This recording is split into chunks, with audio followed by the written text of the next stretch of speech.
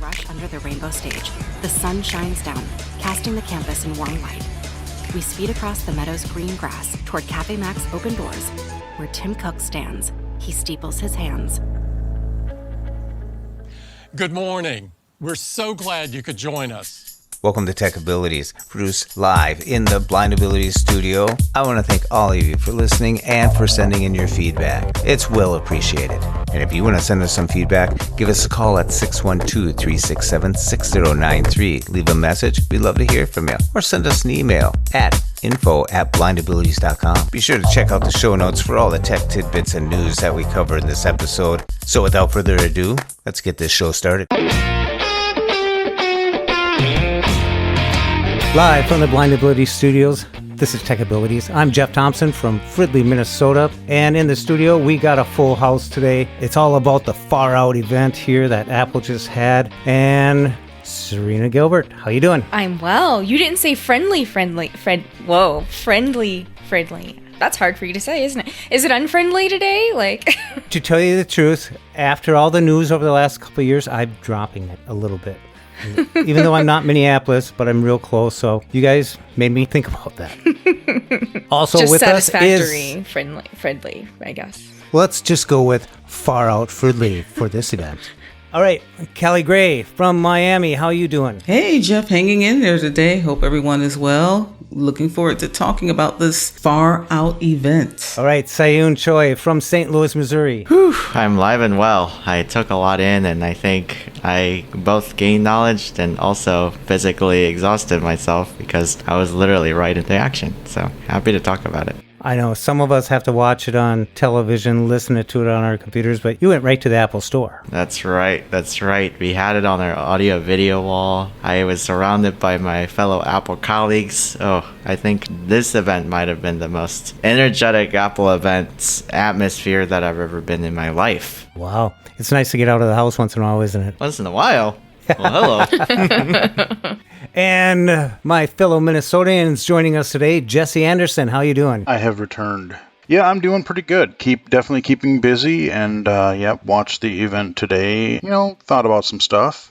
That's good. Thinking's a good thing. The thing I was thinking about was Far Out, and when they showed the SOS, the satellite connectivity that'll be available on the iPhone line of iPhones, I guess. So on the event, let's just go around. What'd you think about the event as a whole? Let's go with Serina. I thought it was entertaining. I liked all the dancing phones. I thought that was kind of cute. I actually liked all the letters to Tim Cook with the stories about the Apple Watches.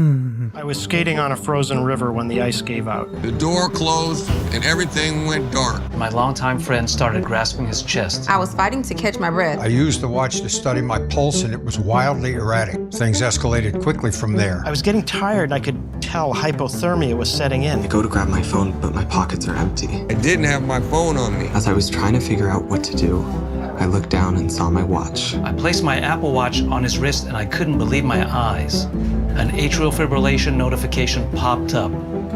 Holy cow. Holy moly. I looked down at my Apple Watch and my heart rate was 187 beats per minute. They didn't read yours though, Jeff. I'm sorry. It was entertaining. It was a little long. I think it clocked in just under an hour and 40 minutes, but for the most part, it was entertaining. How would you, Seyoon? Wow, that was a lot. I mean, even just finding out a little by little, piece by piece, the video team they just know how to just get into your head and really announce these products. And even before I joined the Apple family, I would always skip classes or change my obligation to make room for Apple events at my own leisure time. I mean, finding out all these products, it was impressive. I mean, granted, hour and 40 minutes, and I occasionally had customers who bought iPads and Macs that were not announced or talked about at the event, but otherwise, pretty slick updates. The presentations is always top-notch, as we expect from the fruit company, and good stuff. So while it was playing at the store, did they have the audio description going? They did not. Whoa. You missed out, Seyoon. You need to rewatch it with audio description. I almost do. I was commuting home, and I almost rewatched the segment about the 14 Pro in the Dynamic Island part of it. at least that half of the segment, because not only because I'm already sold on the 14 Pro, it was because of audio description, and I had like my commute's about an hour 30 now, so using that time to my advantage, pull up my iPhone, get on Apple, and watch some of those events, and it was good stuff. How about you, Callie? Oh my God. I was bored out of my mind. I wouldn't have completed watching it if I knew I wasn't going to be recording tonight. I just didn't find anything interesting about the event. We're very inclusive on this show. We bring everybody on just to give their opinions here. So we don't exclude you if you didn't like what Apple and my friend Tim had to offer. But that's good. I'm sorry. Well, I'm not sorry. That's just the way that I felt. No, I mean, you're sporting the iPhone 12 Pro. Mm-hmm. So there is not much of an upgrade to the 14 in a sense. Maybe the battery. I mean, like you and I were talking about earlier. Yeah, that's the only thing that I may update is the battery, because I'll probably hold out not for the 15, but I think my next one will probably be the 16. So hopefully my Pro can go for 2 more years, which it should. There we go. Jesse, yourself? What'd you think about the event? I thought there, especially if you have an older device or looking for a new device, I thought the product lineup was pretty good. I thought the presentation overall was a little bit on the long side. Typically, a lot of focus on the cameras per usual. But I think some of the stuff they're doing with like health and safety stuff, especially, like the crash notifications or just a lot of different like safety things like that, that's kind of neat. Yeah, I have a new phone, so I'm not really in the market for one of those. I have a 13 Pro Max, so I'm good there. But I was considering the watch. Considering? Huh. Yeah. Do you mean actually clicking on buy? That's just considering? Well, I was considering it during the presentation. Then I was talking to a friend of mine. I was sort of on the fence. And he was like, yeah, I'm actually rather intrigued. I'm rather tempted too. And I'm like, you're not helping. So... yeah, I have a Series 4 Apple Watch right now, and so I actually did pre-order the Series 8 because I have the Series 4 Cellular. I wanted to downgrade to just the GPS model because I like my Apple Watch and I use it quite a bit, but I have my phone near me most of the time anyway, so I just had a feeling that watchOS 9 would probably run, the Series 4 is the oldest watch that they would support, so I figured it might run a little bit slower, and I figure, battery life and the sleep tracking and everything. So did you go with the 41 or the 45 millimeter? I go with the 45 just because, if there is something visual on the screen, it is nice to be able to see that on a little bit larger screen. And then I don't know if there's a difference, any slight difference in like the size of battery in them or not. I went with the 44 for the Series 4, so yep, going with the 45. There you go. How about the band? Did you go for one of those ultimate bands or? Oh, good Lord, no. I will never buy an Apple band because they're way too expensive. I like my Milanese loop, but I can go to Amazon and pick one up for like $12 instead of $150. And the one that you have will work on the new one. Exactly. Yep. They also came out with the Apple Watch SE for the more affordable size. We should say that for $399 is the going price for the Apple Watch Series 8, and for $299 you can get the SE. Anybody looking on that one? $429 if you want the bigger, because they do charge a little bit more from going from the 41 to the 45. I do agree with you about the health stuff, like the women's health. This year, we're introducing a suite of advanced cycle tracking features, including valuable information about a critical aspect of women's health: ovulation. As always, we build our health features with 2 fundamental principles. First, they are developed using scientifically validated insights. And second, privacy is at the core, designed to keep your data secure and private. The other thing I noticed with the watch is for Apple Fitness, you won't need the watch to come in this fall, and you can use your phone. But we'll get to the phones, but I thought that was an interesting point. And then the next thing that came up were the AirPod Pro 2nd Gen. I'm super happy because I was ready for an upgrade because my battery life on my original AirPod Pros is starting to wane, and it just has a lot of weird glitchy things going on with it right now. Because I bought them when they first came out, and I feel like that was probably 3 years ago now. I wish that they would have added more battery life. They're like, it's 6 hours. I'm like, can we get to like double digits on it? Yeah. It sounds like the sound's going to be better. The noise canceling I'm looking forward to, because the noise canceling on them is not bad, but you can still hear. Like, it's not like you're in your own world. You definitely can still hear if you're in like a vehicle and things like that. So I'm looking forward to it. I actually really like too that they made it. Some cool things they done with the cases is that finally the case itself will beep. Thank you. And then you can charge it with your Apple Watch charger, which I think is kind of cool because I have the watch charger sitting right by my phone charger, so it would be nice to be able to just sit that on there to have it charge while my watch isn't on it. Even any Qi charger will let you do it too. Yep, and the MagSafe as well. I really like the point that they have twice the amount of active noise cancellation, and I was thinking twice the amount. Reminds me of when Seyoon was talking when he tried on the AirPod Max, and he said, "Whoa," and he blew my Sony's out of the water and was like, "Ouch, that hurt, Seyoon." Yeah, I have to say I'm sold on the Find My integration, and particularly because they brought Find My support to the existing AirPods Pros, but you couldn't oddly ping each AirPods when they're out of the case. And my issue is sometimes I have like an AirPod out and I can't find it. Exactly. So I like that I could finally ping them. And another huge thing is going to be the case, because I know people who get third-party like AirPods case on top of their AirPods case and would have some sort of a strap attachment and attach an AirTag so they could track the case. So no more of those days. This says it has a lanyard loop on the case too. Yep, they do. And it's great. Pretty great. I'm not sure if there's an actual loop that comes with it, but it says there is a loop on it for a lanyard. Yep. Spatial audio, but now they talked about personal spatial audio, and that's where it'll scan your ear. So it'll actually deliver the sound in your AirPod with relation to the shape of your ear, which they say is how you hear. So it'll be tuned to your personalization. I thought that was pretty cool. Yeah, that is. There's that Sony headphones I've talked about.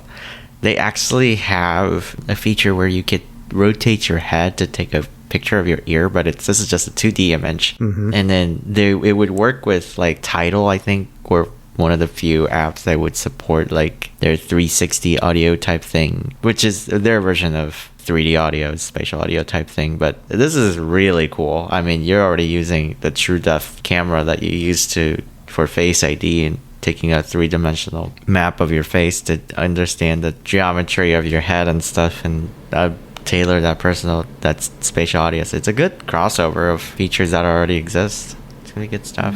Like, I'm not going to purchase them, but one thing that I do like, because this is a feature I did not like about the AirPod Pros that I had, were, I think with the new ones, instead of clicking, you can just swipe. Yes. Well, the swiping will be just for volume control or to answer. And then it seems like they did both. So you can still push, for changing the track or pausing and things like that. And then the touch part is volume or answering a call is the way that they explained it. I thought you could double tap or something to answer a call. I mean, I have to go back and look at. Okay. That's what I was saying. And then you swipe up and down for volume. For volume. But then you still press for like track controls and things like that. You kind of squeeze. Yeah. Okay. I don't even know what track control is, so that's okay. Like advancing the track, like to the next track or pausing. Oh, okay. So I thought that was cool. And they're also including a new silicone. A tiny one. Yeah, a tiny one for people with small ears. So that's going to be good. Hopefully. Like so you can buy them for your children now. Yeah. No. you that's what some that's people for. who have small ears, who they just didn't get a good fit with those silicone tips. So hopefully this will be good for them.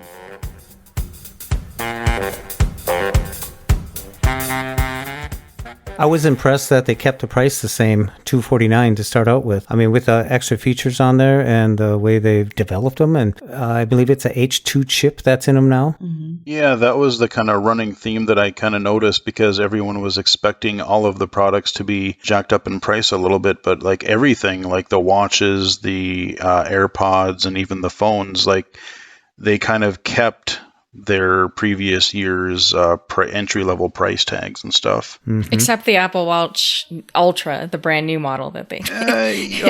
well, yeah, the there's rugged the $800 model. beast. Yeah, but that's the first time out of the gate. I like that where they really get to the point where you can personalize it. I like also that it goes down to negative 20 Celsius and up to 130 for heat for the extremities that some of these people, I mean, they were showing ultra marathon. I really like the fact that they had a visually impaired person that did The triathlons. Yeah, triathlon. That was cool. Hey, I took note of that was mentioned in there. Some of these extreme sports are way too extreme, but I get it that, when you're running, you don't want to stop and check something out, but if you have a certain thing that you want to program in for that active button, that's kind of cool. And at the center of the 49mm case is our biggest, brightest display ever in Apple Watch, making it easier to read in the harshest sunlight. We also added a new button, the Action button, in high contrast international orange. It's customizable and gives users quick physical control for a range of functions. The digital crown has a larger diameter and coarser grooves, and the side button stands proud of the case, both designed to be used while wearing gloves. And the audio system excels when you're out in the elements. We added a second speaker for increased volume. 3 strategically placed microphones and advanced software help ensure voice clarity on calls, even in windy conditions. And for maximum connectivity and communication, cellular is built into every Apple Watch Ultra. Ultra has the biggest battery of any Apple Watch yet. It gets up to 36 hours of battery life on a single charge. And Apple Watch Ultra can even get up to 60 hours of battery life for a multi-day adventure using a new battery optimization setting coming later this fall. When they said it's like, oh, even without the new battery saver mode, it's like 36 hours of battery. I'm like, I wish I could get that on the other watches. I could see this new GPS version, especially next year, because, it always rolls down to the models next year where it's more widely available. This could be a life changer for our community in regards to actually getting you more precisely to maybe the entrance of a location as opposed to, several feet away from it. I don't know if anybody remembers a Trekker Breeze. A Breeze I Plus, do. like a dedicated GPS unit. It was massive. Yeah, I just looked up what it calls. It's called Dual Precision GPS. And I had a Trekker Breeze too. It was a Breeze Plus, and it was a clunky little GPS hardware with I will give it credit. It had a very descriptive ways of describing intersections, so that was pretty cool. But one thing you were able to do with that GPS was to go on an open area and basically mark an audio beacon, kind of like Soundscape, but it was a little bit more old school. You could mark beacons with it, and then we could track it, and then you could also backtrack it. So if you are needing to reverse the route, you would have a clock face guidance. So that's obviously we are far beyond that now. Blind Square kind of has that functionality, but seeing the backtrack route capability in a mainstream GPS device. The dual precision GPS is also coming to the 14 series, which I'm sure we're gonna talk a whole lot about later, but seeing this on the Watch Ultra is pretty cool. You're basically drawing your own path that you could walk back on. It's just precise. It's just so precise. I'm just wondering how accessible that will be, to map out. And I've been on maps where you touch areas and it's kind of weird sometimes. But one of those numbers was the WR100, which was the waterproofing that you could go to 135 feet underwater if you're into scuba diving. I texted Serina earlier and I said, wow, they just hit a huge population of people that use Apple products. I mean, they're talking about scuba diving and, I suppose it's extreme, but they were working with another company to make an app for them. That's probably pretty important. Yeah, and again, not needing to necessarily carry another little diving computer with you. You can just have something right on your wrist and just look down at it or whatever. Yeah, I wonder how the mapping works like that. Like we're looking at flat surface, we go northwest, but when you're underwater, it's like, how's that going to help them? Kind of weird. But $799, that just hit me ouch. Did you notice how long it took them to actually say the price? For that one, they drugged that price out. They took a while. Yeah, I actually missed it. It was so quick, I missed it. I had to look it up. How you doing, Callie? I'm doing good. I still have a Series 4, and I'm not planning on changing it until Apple says that they are no longer supporting it and it's not going to get any updates. That's when I will change. But right now, I'm just going to stick with my Series 4. Because right now, it still works. It's snappy. I keep the cellular only because I travel in paratransit a lot. And even though I do have a battery pack for my iPhone, that one time where both my iPhone and the Apple Watch died has gotten me scared. So I still want to have the Apple Watch as a backup just in case, something happens. So that's why I have the cellular, but I'm not looking to update at this time. Callie, the new watchOS 9 update will actually have the battery optimizing mode. It says Series 4 or newer, meaning I think you could get a greater battery life under a new battery optimizer, so you won't miss out on any huge power saving features. Going back to the AirPod Pro 2nd Gen, we were talking about the active noise cancellation. There was a number they threw out that struck me. It samples the sound 48,000 times per second. Wow. I mean, I can't even imagine that. I mean, was that when she was going by the jackhammer and they silenced the jackhammer, but she could still hear like the birds and stuff? It's pretty cool. Yeah. That is some real life examples. As they said, 2 times the amount of noise cancellation. Is like, wow, is there that much noise? And that's something I don't understand. 2 times, because like when the AirPod Pros first came out, everybody was so like hyped about how once you set it to noise cancellation, it was like, whew, everything went away. So like now Apple has like sold everybody that, it's even better than it was before. And I'm just like, come on, people. There's either noise cancellation or there's not noise cancellation. I do definitely take a lot of their numbers with a grain of salt, no matter what it is. Yeah, compared to the Series 3. Yeah. I will say that the noise cancellation, like I've had noise canceling headphones, even the Beats Flex that we talked about, I think last time. And the AirPod Pros don't do this, where sometimes when you do the noise cancellation, there's just this weird, I don't even know how to describe it, just a weird feeling that you get. Some people say it gives them a headache. Some people it makes them dizzy. It's almost like a cabin pressure feel. Exactly. Yeah. I don't feel like the Pros do that. And they give you really good noise cancellation still. Yeah.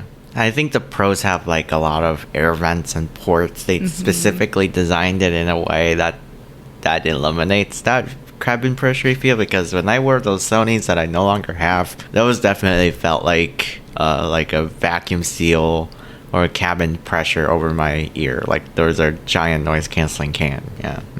I know they mentioned 2 speakers on the Ultra Watch, but that would be nice to have it on, the Series 8 or something, because it's always been a little deficient. Wonder if you can finally actually play music on it. Without it being connected to, a headphone. They did say that AirPod Pro 2nd Gen, you can listen to music from your watch. So it makes me think that the Ultra still won't let people, because I remember when the Apple Watches first came out and I was like, sweet, I can play a book on my wrist while I'm just walking around the house doing whatever. And that's never been the case ever. And I don't fully understand why, but. Yeah, because I mean, for a book or a podcast, that would work great. It worked just fine. It'd be great. I'm not going to listen to an album that way probably, but like exactly. A podcast or book, you're right. It would be perfect. Yeah. Totally. It's funny how they do the AirPod Pros and then they go and they're perfect for the iPhone and boom, here they came.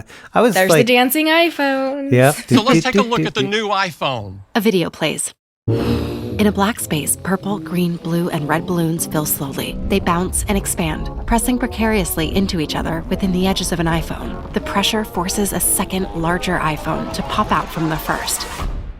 Now, the 2 sizes of iPhone in Midnight, Starlight, Blue, Purple, and Product Red dance. Abstract orbs flaunt their colors, while widgets display on the iPhone's lock screens. The iPhones form 2 concentric circles and rotate. 2 hands pull iPhones from the collection and showcase their huge displays in striking colors. iPhone 14 and the iPhone 14 Plus is a new iteration to me because it's a 6.1 and a 6.7. So people were usually going for the Pro for the size matters type of thing. But no, with a 14 and 14 Plus, you got the size. I thought it was a pretty good deal. And I didn't know they were going to go into the Pros. I was actually like, wow.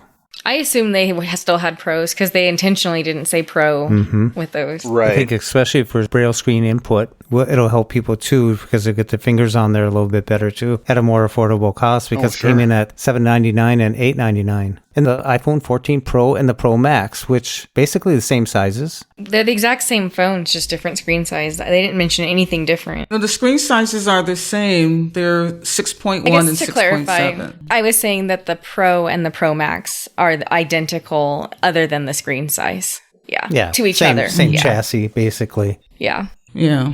So I was trying to figure out, did the form factor change at all? Because I don't... Just the notch is what we're thinking. That's the only thing that changed. Excuse me, it's not a notch anymore. The dynamic island.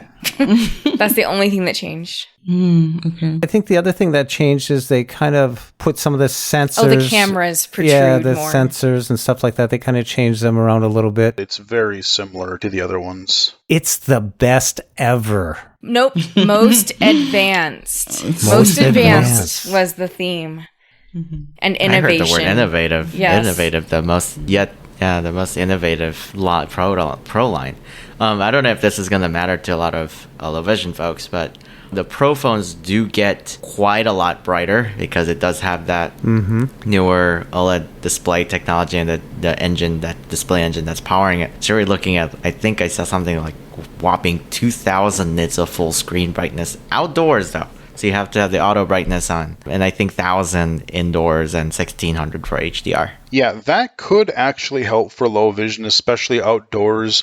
Maybe you're using the camera as a CCTV, or even if you're just trying to use your phone and you do use in more magnification versus something like voiceover, that could be helpful for low vision. Did you guys catch the shade that was thrown at the other cell phone companies?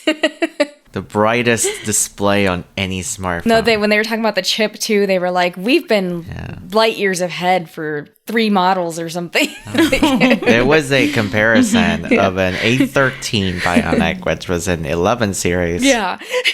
And how that is still over, almost like a light years ahead of Snapdragon or Qualcomm chips. Yeah. So the A16 5-core, this is the first time they used that? I think that was on 13 Pro series, but it's coming to the 14, the regular series, not the Pro line. The A15 Bionic, I believe, was last gen, and then the A16 is for the Pros this year. Yeah, exclusive for the Pros. Correct. Yep. I remember when it was an A5 chip.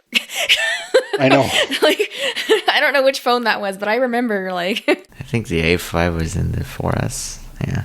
What did they mean by the all-day battery? I mean, they didn't really go into details. I love how they didn't say, because my battery already does last all day. I don't understand. I mean, whose day? I think they just say that just to give you a rough idea, because if they say, well, you said it was going to last 10 hours, but I have my brightness way up and I stream videos all day and it only lasted 5 hours. I think they were trying to make sure that people knew, because it has the always-on display, which for blind means nothing to us. If I were to upgrade, I would immediately turn that feature off because it's completely useless to me. A kind of an invasion of privacy, because who knows who's glancing at your phone. But I think that that's probably why they wanted to say all-day battery, even with always-on display. Seyoon, I got a question for you. What's up? When they say 16-core Neural engine, what do you think of? I think the phone does a lot of processing, an awful lot. I would even start from the accessibility side of things, how there is an on-device screen recognition and the image descriptions that doesn't talk to the cloud like Seeing AI does or some other services do. The phone is computing the image and what is on the image and generating a full sentence descriptions. I think that alone is probably a fraction of what 16-core neural engine does. It does a lot of things. Face ID, camera stuff, probably live text on cameras. I think there's a lot that it is responsible for. And iOS 16 is doing, because I've been beta testing iOS 16, which is very snappy, by the way. I'm about to update to the release candidate today. It does. I had some videos and it does recognize live subjects in the videos. Like I have a video of my son dancing at a concert from over the weekend, and it picked him. It recognizes that it's a child, and it's pretty cool. It's like I could lift it if I wanted to. That's mind-blowing. Do you know if, because what I'm curious about this, with the text and image recognition, I don't know that it does in the current phones and the current operating system, but I'm wondering, like, if I'm watching, like, I know some apps, what is it, like Netflix or Apple Movies or whatever, like if you have subtitles or whatever, it'll read those with voiceover on. But let's say that you have an app that doesn't automatically read those. If you have voiceover on, will it go like, oh, I see words on the bottom, and it'll automatically read you like subtitle dialogue? I'm wondering about that. It probably would if you paused the video. I don't know that it would consistently just keep reading it out, though, if that makes sense. Right. I know folks who are deafblind who uses voiceover in braille displays. There is a rotor that pops up called media descriptions. When you are in a video player or video supported apps and you get toggle between speech, Braille and I think speech and Braille, and it's supposed to output captions or subtitles. I don't know if it's only for the TV app, or I've seen it on Disney Plus and Netflix, but I think that's what it's supposed to do. It definitely does it on Netflix because it's obnoxious on Netflix. So I need to figure out how to fix it because it keeps reading it even though I have audio description on. Yeah, it's under your order. Yep. Thank you. The other thing that I found really interesting was apparently under accessibility on your phone, if you have an Apple Watch, apparently you can mirror your Apple Watch screen to your phone. So like you can actually like control your watch via your phone, or like you'll see what's on whatever is on your phone. I did see that. That's an iOS 16 thing. I think that new feature is intended for those that have a motor difficulty, because once they mirror it to their phone, then they can use switch control or voice control and that sort of thing to control the watch. I never thought of that. That's a good idea. Yep. Because it's hard to do all the gestures on such a small screen like that they might want to do it. So they can operate their watch that way. The other thing that I thought was really good is the front camera will have autofocus. So like if you're doing selfies or something like that, a lot of people don't want to do that. Sometimes you can get, face centered and snap the picture. Like when I do my Braille berries. Braille berries. I thought it already had autofocus. This always happens. But this is on the front. This is on the front camera, not the back. I thought it did on the front too. And there's a photonic engine. When I was listening to these words, these are new words that already spell check is going, wait, that's not a word. Oh, I don't even like when they started talking about camera babble, I'm like, I don't know, it's a better camera. That's all I need to know. I still take pictures of my son and stuff, so I do appreciate, because I'm told I take pretty decent pictures, and that's because of some of the advances that the camera with the autofocus and figuring out what it is you're trying to take a picture of. So like, I think this can only help us.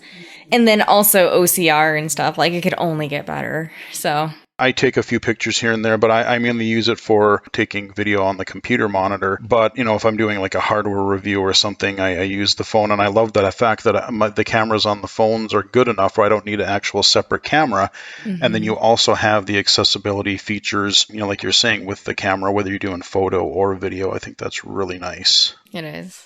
Now, Jesse, when you're doing this, you're talking about what you're doing is doing stuff for your YouTube channel, where you're taking information from one device, bringing it to another so you can put it out as a video that way, where Serina's talking about her kid frolicking through the backyard and wants to get a video or something of that nature. Sometimes I do directly through the computer, and I'll mirror it to my computer to do like an app spotlight video. But I did a review a few weeks ago of the new Braille e-reader that NLS is coming out. So no, I had my phone on a tripod and I was showing the Braille e-reader, and I recorded that with my iPhone. So there you go. Is a tripod like an iPad with 3 screens? Tripod. I'm just being a jerk. I see how it's going to be. Well, the other thing that I liked about the iPhones is that they have the eSIM cards. We've also made big improvements to cellular technologies like eSIM, making it even easier to connect. An eSIM is a digital SIM that eliminates the need for a physical SIM card. With eSIM, you can quickly transfer an existing cellular plan or get a new cellular plan, all digitally. You can even store multiple eSIMs on the same device, meaning multiple cellular plans and phone numbers. And it's more secure. Someone can't remove the physical SIM card if your iPhone is lost or stolen. eSIM setup is easy. In just a few simple steps, users are ready to make calls, send messages, and browse the web.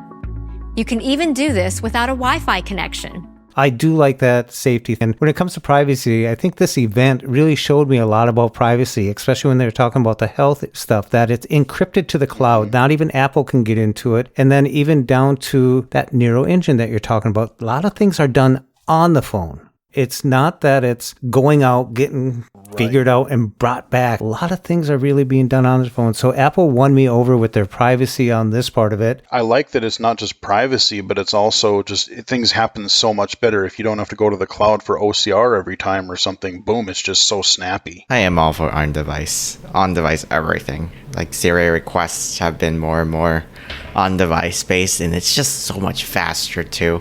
Yes, we have 5G with very low latency and everything, but nothing beats localized access.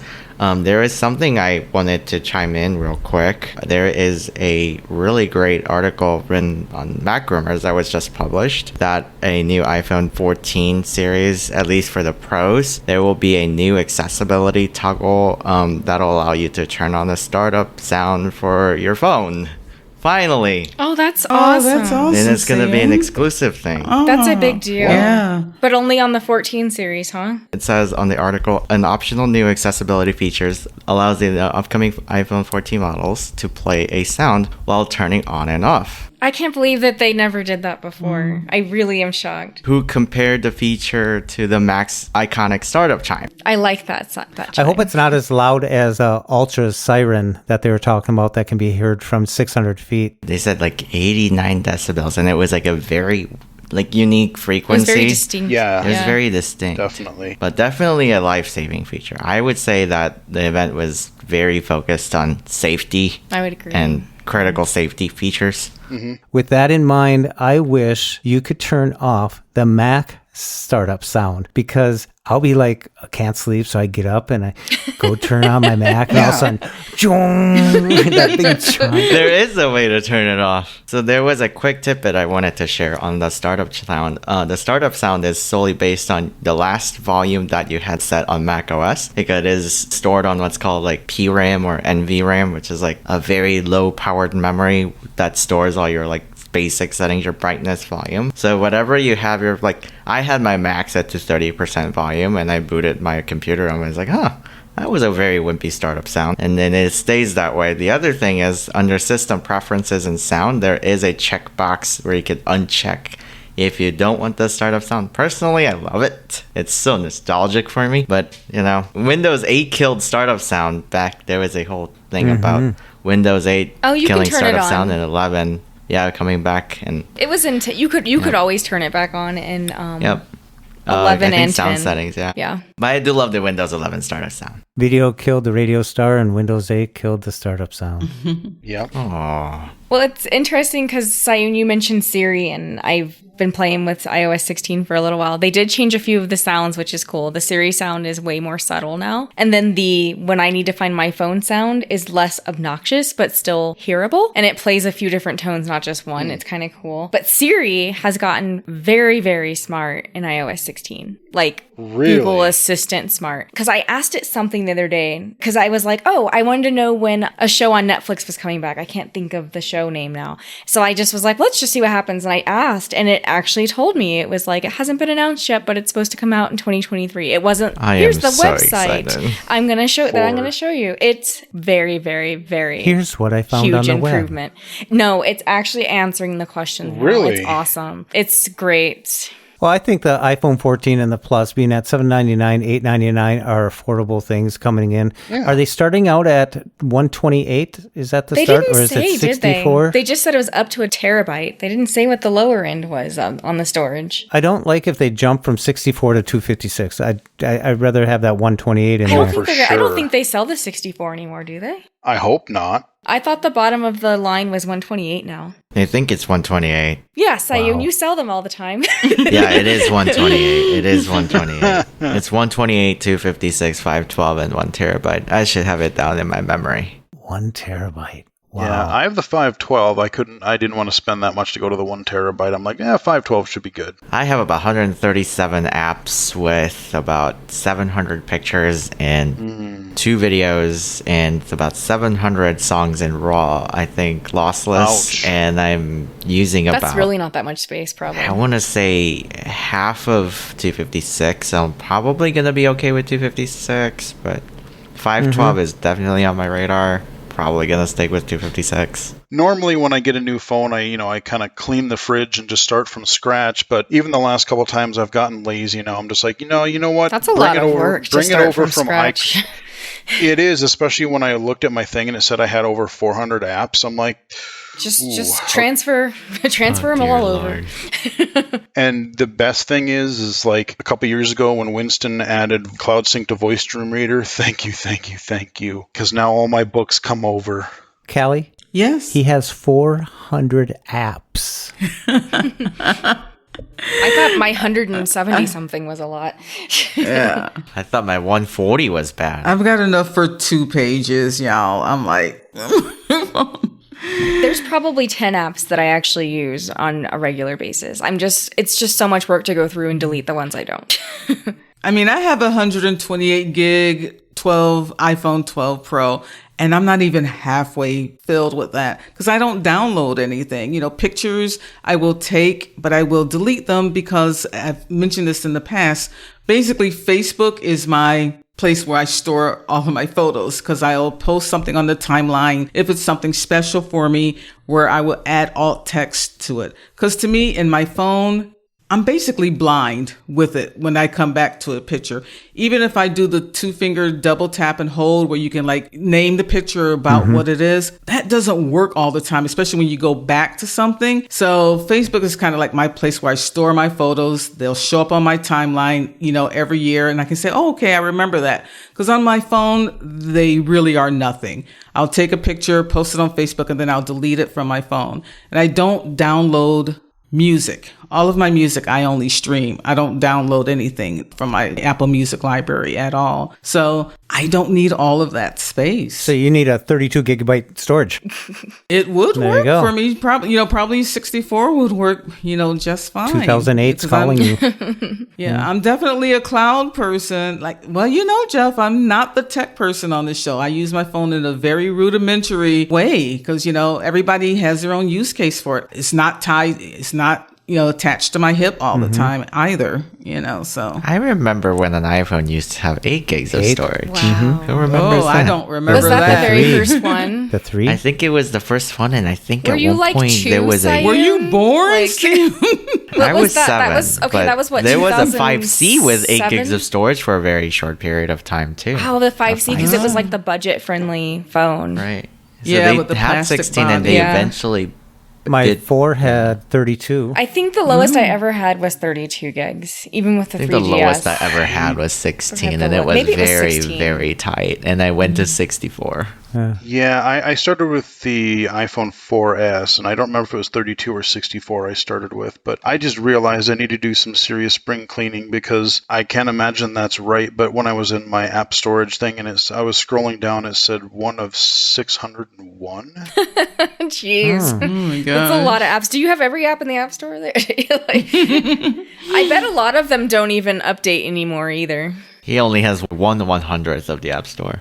I do a lot of testing and stuff, and every time I just have apps that I've tested in folders, or I've had iOS accessible games or something that I cover. They just accumulate. But yeah, I got to do some cleaning apparently. Welcome to Apps Hoarders. Thank you for coming, Jesse. They don't make it easy to clean up apps either. I know in the App Store, Jeff, you had showed us a while ago how you can just go through and delete them on the updates kind of screen. Yeah. But I wish that there was a way, where you're at in your iPhone storage, that you could just easily do the same thing, like in the App Store, where it's just an action to delete. Because to delete it when you go to iPhone storage, you have to go into every single one, then hit delete, then confirm. Then it takes you all the way back to the top of your list again. It's just so tedious. Getting back to the show, they were mentioning, and I've seen this on the watch, where always on display. Now that's coming to the 14. Can you explain this one to me? I mean, they got the low mode. It's just going to be what? So it looks like when they were showing it, you would have the clock, and then whatever your wallpaper was, they would really, really dim the wallpaper. They said that the live updates would be on there too. Live updates and widgets and everything. So always on means that you could just glance at your phone, not have to open your phone up, and that they're going to drop it way down to the resolution. The speed is just going to drop down to Pong. I mean, the game Pong. Yeah. No, they said that it doesn't change although it's dimmed. No, when it's in that low mode, all it has to do, there's no motion. It doesn't have to do the refresh rate that you would have. So there was a couple things about always on. I found out that if you flip a 14 Pro or Pro Max upside down, it shuts off always on. Oh. And if you have it in your pocket, it also shuts off always on. So you're not accidentally pushing things. Well, not only that, I think it's a good battery saving measure because why do you need always on when the phone is in the pocket? Like That's there's what no the light need for that. sensor's there. So, yeah. yeah, so that was pretty cool. If you've ever noticed this too, that technology is sort of there in a voiceover way. So when I'm watching TV and I don't want voiceover to make noise, if I get a notification, I always flip my phone with the screen down and it'll still play the notification sound or buzz, Yep. but it will not have voiceover talk. I think that's been a thing since iOS 9 where the screen doesn't even light up when the screen is upside down, like facing the table. But the other thing I found out about the always on is yes, it'll like bring down to 1 hertz because ProMotion has been around since the 13 Pro lineup. Like you could go from 120 frames a second to 1 frames a second. Like that's as slow as it will refresh. So they're basically taking advantage of that.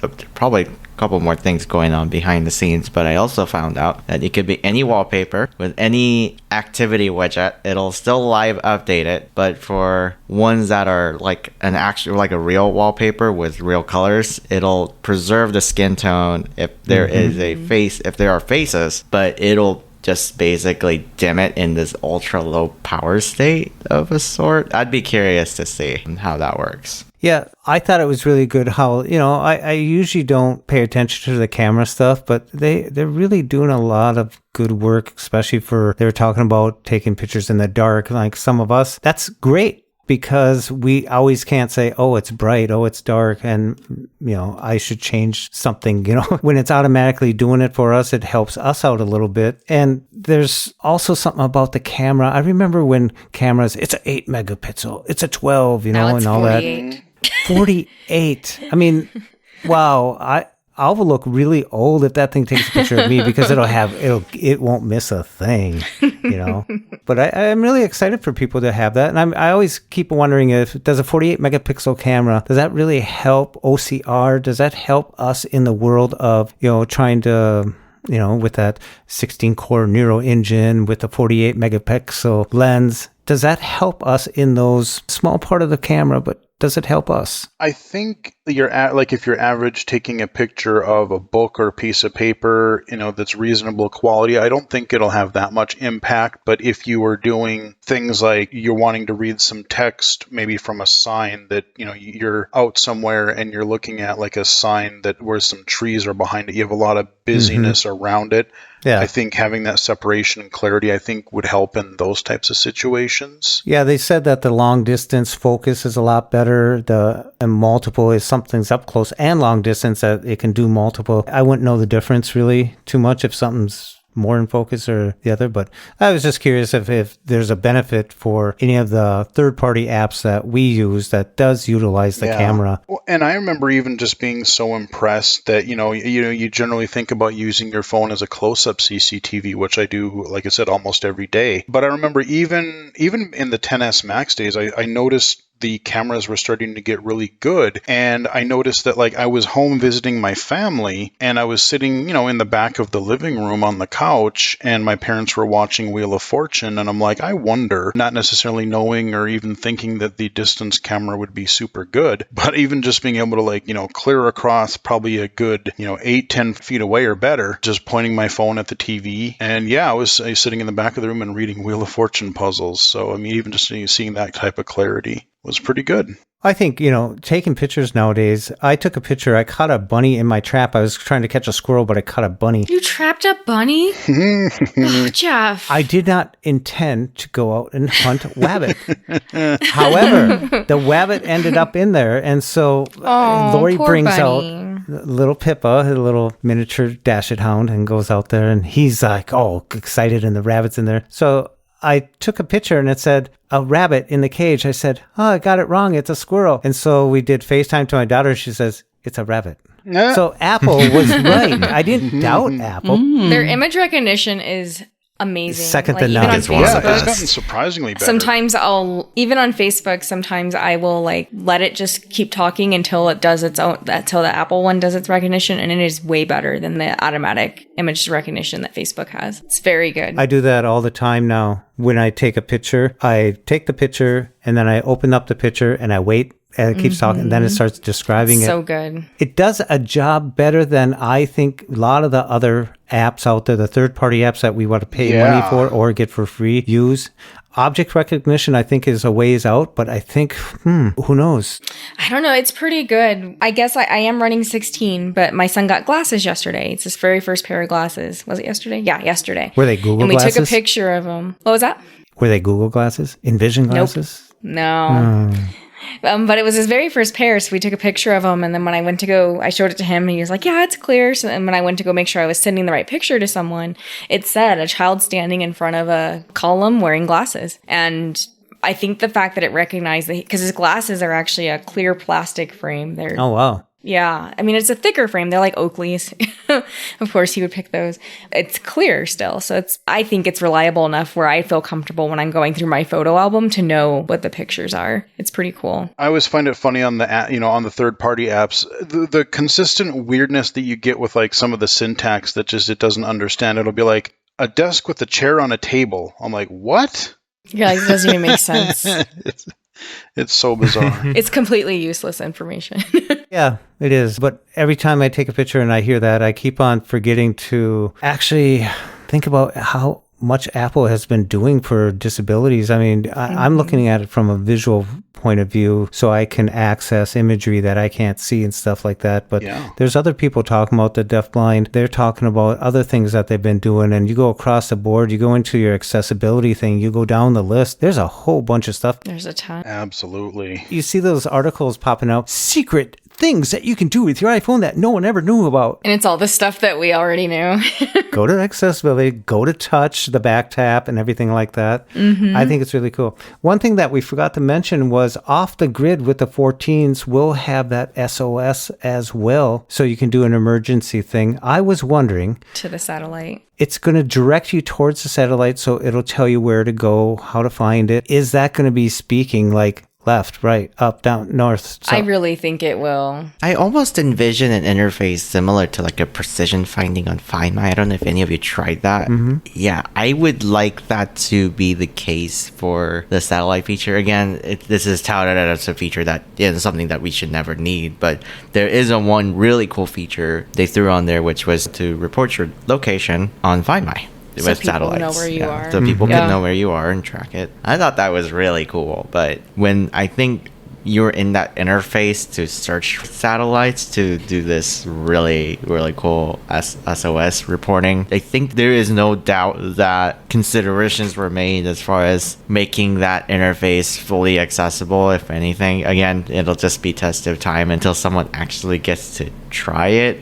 If that, because it is like a feature, but because of how the nature of how critical this feature is going to be, I would be very surprised if there are no accessibility. I think everything will be in place. I have no doubt. I'm sure there's voiceover guidance like Find My, or when you're trying to focus to set up your Face ID or something, I'm sure there's going to be guidance. Exactly. Did anyone else catch that it's free for 2 years? Yep. Then what's it going to be? Exactly. Really? SOS is going to cost you, huh? There's going to be a wall behind So that. only the satellite guided SOS. The satellite. Not the crash satellite detection feature. or things like that, but to connect to the satellite. I mean, they had to build, as boring as the event kind of got, I will say the technology and the planning that it took for them to be able to implement this feature is something that we probably can't even imagine, because they had to set up these special relay centers. They had to completely change how things are connected to satellite. Like, this probably is something that cost them a lot of money to implement and really could save some lives. Because they said that, like, oh, if your local emergency services support text, we'll do that. But if they don't, we'll relay you to, I'm assuming, one of their own employees relay centers, and then they'll relay it via phone to whatever like a dispatch emergency center. service. Yeah. Well, I think the thing is so critical that you make connection, that they put in those, you can just tap on answers that are most generally used to save time. Yeah. So you don't have to type and stuff like that. One of them will say, oh, you didn't pay to use this feature. Click. pay. Click pay, I'm kidding, but I think it's a great feature. I think all the health stuff that we mentioned early on, Seyoon, you mentioned that, and I agree. The health stuff, the safety stuff, the crash detection, that was really interesting. That's built into the watch. The watch and the phones. All the watches, all the phones. Mm-hmm. I think they're supposed to work in tandem. So if you severely fall or you crash your bike into something or you get into a horrible car crash, now you have these tech that are watching out and potentially save your life. I think it's pretty great. Imagine if I fell and my wrist went out and got hit by a bike. I wonder if both would go off. He's fallen and there's a crash. I mean, it's always been my biggest fear to get in a car accident and the people with me be unconscious and I can't find my phone. So I really do like that. Sure. I mean, it's not going to make me upgrade my phone this year, but I really do like that they're thinking of these things. And Serina, you said it really good in the beginning when one of the things that you liked about the events was the letters. At first I went, oh no, here goes the letters. And then as it went on and they started coming round. They were meaningful. Oh yeah. I really liked it. They're truly touching some human connection. I think if there's anything that resonates with Apple as an employee, but also as a company, is you're bridging that gap between humanity and how technology could be the piece of, bridge the gap to save people's life. Absolutely. And even just what Jeff was saying earlier about even, the way they've really started the whole accessibility movement in technology, because before there was Apple, Microsoft had a very, very basic version of Narrator or something, but it was just meh, whatever. But now you have pretty much all, computer or mobile platforms. You've got set-top boxes, game consoles. And my hope is if Apple's going to do their VR or AR or mixed reality headset, just like Apple was at the forefront of like devices and phones and tablets and all that kind of accessibility. If Apple finally comes out with some sort of a headset and actually includes accessibility, at least someone will have shown that it can be done. And then if anything, hopefully maybe people will finally copy them and we can get some of these other platforms to be accessible, because I gotta admit that area is pretty frustrating for me right now.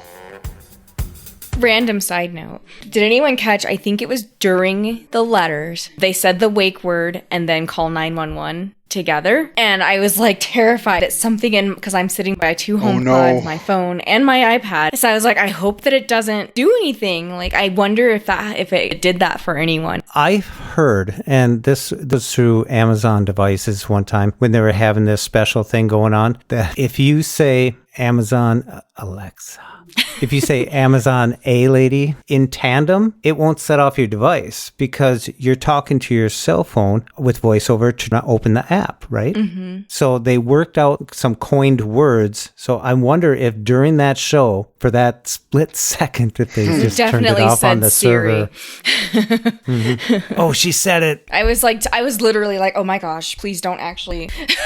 But they didn't say hey in front of it, did they? They didn't, but that's not always, it doesn't always need that sometimes. Yeah.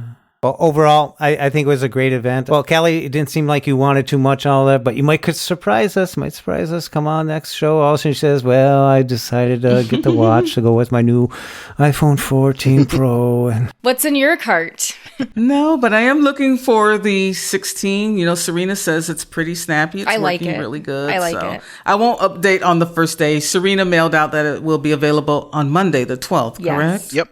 And the release candidate's out now if you want to do the Apple public beta. What's a release candidate? It's the same one that'll come on Monday. Oh. It's like all the people who are doing the beta testing, the RC comes out and that puts them in position. So when it comes out, everyone has it. So that's what they're releasing. So unless something really goes haywire, it's the candidate. It's pretty stable. Yeah. I wait normally, you know how I am about do I test or not?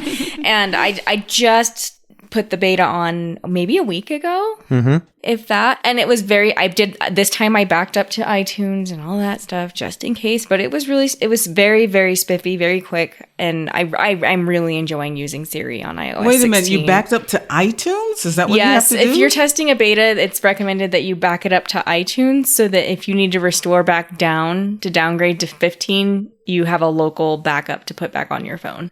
Oh my goodness, okay, I did not know that. Okay. Yep. I live on the edge. Do it the iCloud way. I did that last year, but it's just you essentially have to set your device up kind of twice. It's just annoying. So yeah. Yeah. It's nice that it's easy to do, but just by hooking it up to your computer, and there you go. Not if you didn't have iTunes installed on your laptop, like Serina did. I obviously hadn't. I'd install it to back it up. So. Whoa. I put the beta on the first week, and it bricked my phone. That's why I didn't try it earlier.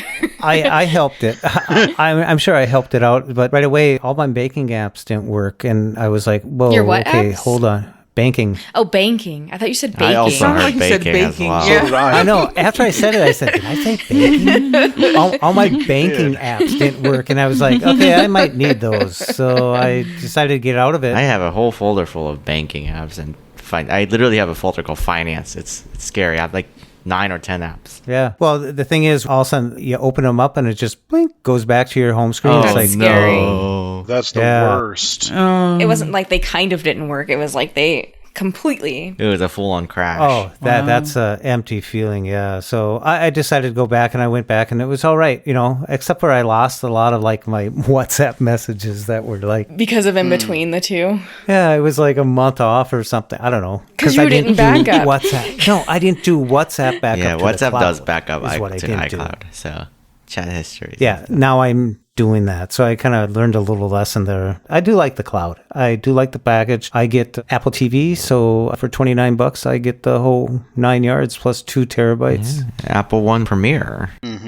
Yeah. I still don't have Apple One. I still have my 5 gigs of iCloud, and it works just fine for me.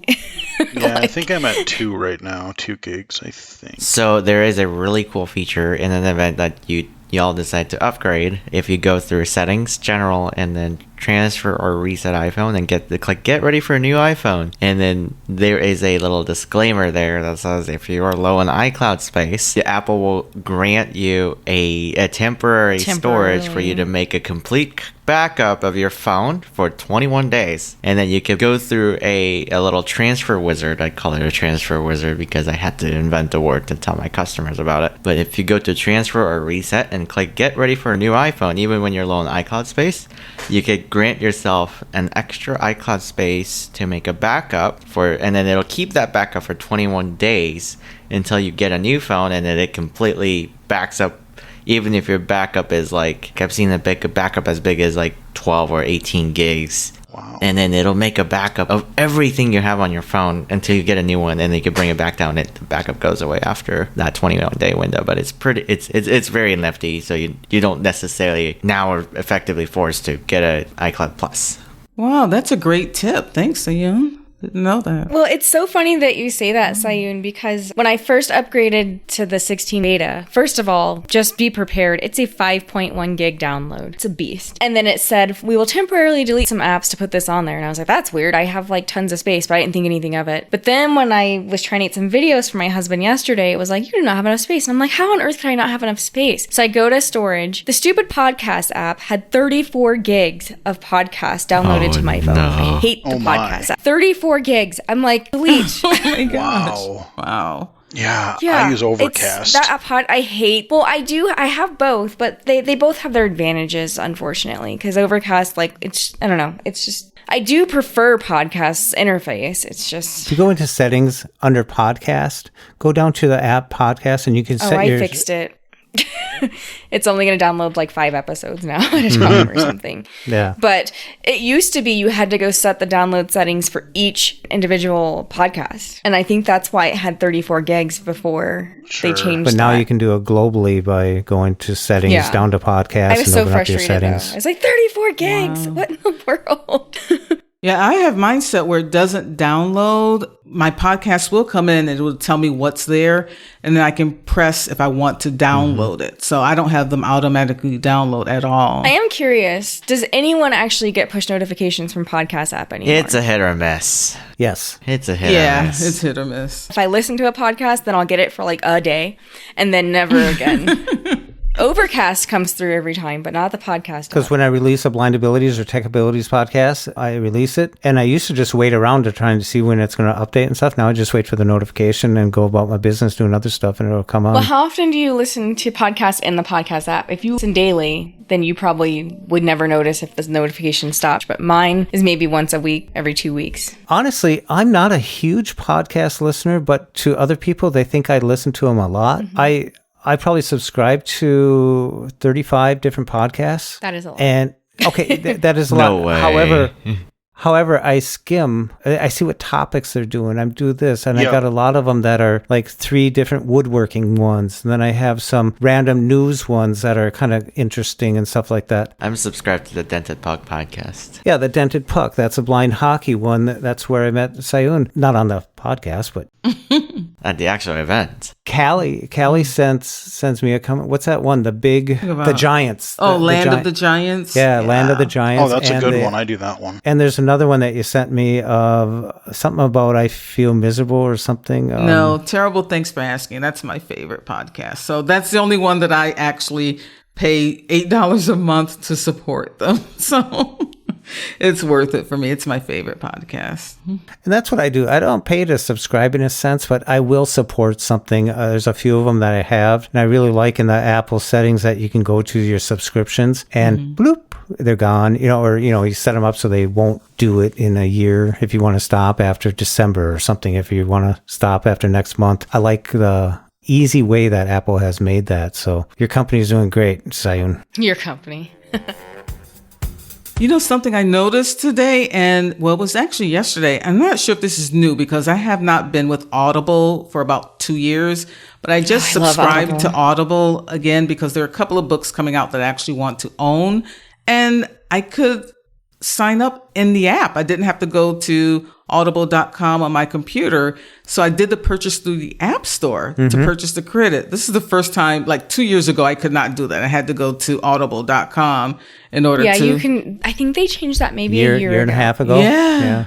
You can't do a cash purchase. Like if you ran out of credits and you wanted to buy more credits or wanted to just outright buy the Audible or audiobook, you can't do that. But if you have credits, it used to be such a pain in the butt. You'd have to go to Safari and then do it, and then it'd just pop up in your library. But they made it where since you have the credit, you just click it and it pops up in your library now. Yeah, I love You can also follow authors on it now too. So you get notifications on your favorite authors. That's brand new. Buying Kindle is still a little funky sometimes. You'll go to some place and it says, you can't purchase this, and then it'll download it. Then you have to open up your app and boom, there it is. It's just kind of wanky. Yeah, I love the follow author feature. The one other thing that I wish they would add now to relating to that is I would really love to be able to follow a narrator. Me too. I was just thinking when they because I love Bonnie Turbin. Oh, she's like my favorite. Oh, there's a few that I really like. And I would follow her. I'd listen to just about anything that she narrates. She's the one. Callie, I don't know if you read this, The Hate You Give. She narrates that. She narrates a lot of. Did? Yeah, okay. She narrates a lot of like Black authors' books. She's so I've heard good. that one. Are you the people that go to the airport and when they have an announcement come over, you stop and go, "Oh, that's George." You know what's funny is during the Apple event, the girl that they had summarizing the iPhone that was doing the voiceover at the end, that was let's hear one more time about the iPhone 14 Pro and Pro Max. I remember thinking, I was like, she has a really good voice for this voiceover.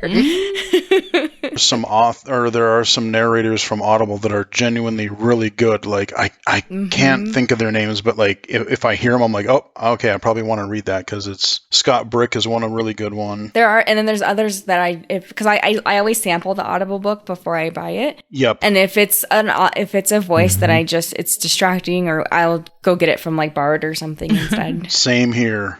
Yeah, see, I don't follow the narrators. It's all about the book for me. So if it's a book that I want to read or listen to, I'll buy the book. I'm kind of in the middle in this one. There are definitely a number of narrators I would say I am dying to listen to their voice because their quality and articulation is just so soothing, but also as a bookworm, I will look for great authors with great sense of writing and a great plot, content, quality of content, and stuff all matters. So kind of in between. Yep. So when is the fall event? They usually do it November-ish. If history repeats itself, I think it'll be sometime in October. Ooh, it's September, October. Because it's about time for iPads, right? I feel like there is more coming. I don't mark my word on it. Apple TV refresh, maybe. One more thing. I was waiting for that. I was waiting for that too. There is one more thing, but I don't think we had a one more thing. They really haven't done the one more thing for several years now. They kind of backed off from that, I think. And they set it up from the very beginning. The very second sentence I think he said was, this is about Apple Watch, AirPod, and iPhones. Mm-hmm. I think the one more thing is more of a prevalent signature thing if they're coming out with a completely new category of anything, like a radically new design or something for MacBook Pro, or when the AirPods, when the Apple Watch was released. Yeah. Mm-hmm. I think when the Apple Watch right before Apple Watch got unveiled on stage, this was a while ago, on the iPhone 6 introduction, I know there was a one more thing, and there was this whole flashy dancing Apple Watches on screen. Has anybody noticed if Apple Care has gone up in price? I haven't paid attention because I do the program where it's included in my payment for my phone. The trade-in? Not the trade-in, the upgrade anytime. Oh, the upgrade, yeah. From what I understand, it is the same. The only great thing now is that you get unlimited accidental damage coverage. It used to be, I would emphasize, up to 2 incidents per year. It used to be 2 incidents as long as you had Apple Care, which is not a whole lot, but now it became 2 incidents every single year, and then now it's unlimited. So you could crack your phone 7 times and still get a screen replacement for $29. It's because of people like me who never use it. I've never once had to use Apple Care, ever. I've never cracked a screen. Nothing.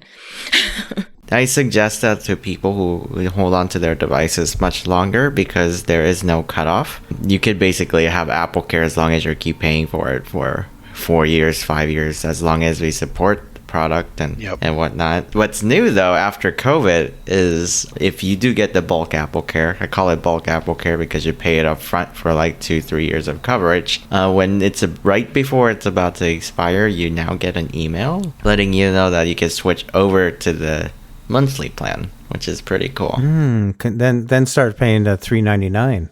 Do you know if they do that for when you've done the upgrade anytime plan? Because I think I have my last payment on this phone probably this month, like the very last payment. Do you think that they do it for that program too, or? I know it has to be like after 2020 or 21 when this kicked in. So if you haven't Apple Care Plus I think policy, I got this, and it would have been 2020. You're supposed to hear something from Apple Care letting you know that you can extend it. That's cool. That's supposedly new. I'll keep My an devices eye are out too new to test it. Mine was 2020 definitely because it was when the 12 Pro came out, so I bought it launch day. You'll have to keep us updated to see if you get that email. I will. Yeah. Because when I pre-order the watch, I'm like, I'm just going to go with the 2-year for now because my luck, I'll forget to cancel the stupid thing and I'll be paying for a subscription that I forgot about. You're lost in your 600 some apps somewhere, huh? Well, you get a receipt for it every month though, so I think you would notice. Yeah. True. Yeah. True. I think for me, Apple Care is more like having that peace of mind. Not because I have yet to crack a screen watch. I just knock on I know, wood. we probably both just jinxed ourselves. I'm about to crack it. Yeah, I think I just about jinxed myself. But the most that has happened to me is like a really deep scratch you can feel with your fingernail. But I don't typically do screen protectors. I hate screen protectors. Because I love the feeling of just natural ceramic shield glass. Yeah, totally. Ceramic shield glass. Frankly speaking, if you do crack your screen, it's just $29. Some screen protectors cost $40-$50. Like it's just for me, having that Apple Care gives me a more peace of mind, and now it is unlimited accidental damage coverage, so even more peace of mind. There you go. I really like that. I've had 2 incidences. One time my microphone that's up near the earpiece went out and I couldn't dictate anything anymore. And that, you don't realize, some people say, I don't like using dictation, but when you can't dictate, then you care. Yep. I bet you couldn't use Siri then too, huh? Different things use different microphones. So all I remember at the time, and this was a few years back, I was out at Ski for Light, and my dictation went out. I took a fall or something like that. I don't know what happened, but anyways, when I got back, they actually took the screen off to do it. They had to take the screen off to get the microphone, and they put a new screen on just because they took the other one off and stuff like that. But that was covered. And then another time I went in and they replaced my battery. The guy just said, you know what? Your battery shouldn't be this low. We're just going to replace it. So it was kind of cool to have. I fell in love with Apple. Now look at me. I got that whole orchard here. Yeah. I will say their support is actually really good. It's like if something goes weird. I mean, I literally, when I brought the iPad in, I set up an appointment. I went in there. I unlocked the iPad. The guy looked at it for like 2 seconds, went, oh yeah, that screen's messed up. Here, we got an iPad in the back. Just switched them out. Gave me a brand new one, and I was in and out of there in like 3 minutes once I got my appointment. I'm curious. What's in your grocery cart? My cart. I put the watch in there, but then I backed away from it because I got the 5. But I have the 5 as well, yeah. I am going to go for the 14, I believe. I'm not sure about it, but definitely the AirPod Pro's 2nd gen. I have a Series 7 titanium, so I think I'm going to wait on the watch. But the trade-in value for my 13 Pro is just so good. Like $600. Wow. So I think I'm going to go for it. There you go. It'll be here. But the AirPods won't be out until the 23rd. Did you guys see that? Mm-hmm. Mm-hmm. Mm-hmm. And then the 14 Plus isn't until like October. Yeah. Orders have gone out so fast that it's already pushed out to October 10th now for most phones. Well, I hope all of you enjoyed the conversation as much as we did, and I hope that all of you take a good look at the products that are available from Apple at this point. Remember, there's another event coming up with probably the iPad and the Macs, so take a good look at what's available, do your homework, and see what you need. Don't just jump at it because it's a brand new shiny Apple. Take a good look at what you need, your use factor. Like Callie mentioned, she doesn't need anything right now because it's well working fine for her, and that's perfectly well. I mentioned earlier that I'll probably get an iPhone 14, but not really. I don't need it. My iPhone 12 Pro Max is working fine. My battery's there, like I mentioned before, so I probably am not going to get a new phone this year. I'll work my way till next year. So with that said, thank you all for listening, and from all of us here at Tech Abilities, stay well, stay informed, and stay strong. And until next time, bye-bye. And then cue our funky music, right?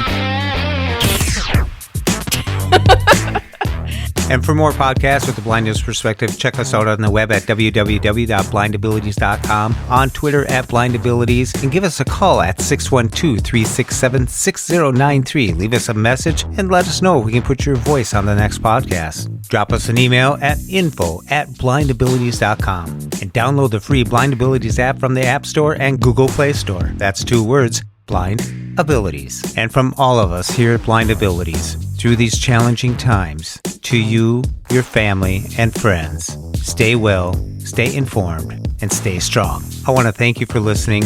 Hope you enjoyed. And until next time, bye-bye.